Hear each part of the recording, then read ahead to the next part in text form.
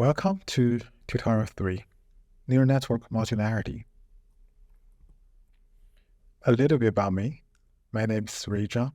I'm a PhD student at NYU. I'm interested in how we can use the brain-inspired AI like everyone else here.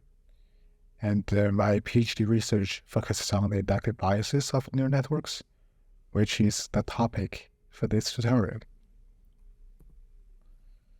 So there are several goals we want to achieve today.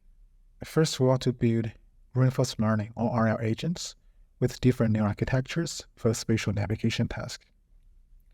After building these agents, we want to compare their differences in learning and generalization. And then we want to understand why the modular architecture for this specific task is advantageous. And finally, we want to keep in mind that there is no free lunch. That means the modular architecture useful for this navigation task won't be useful for all possible tasks.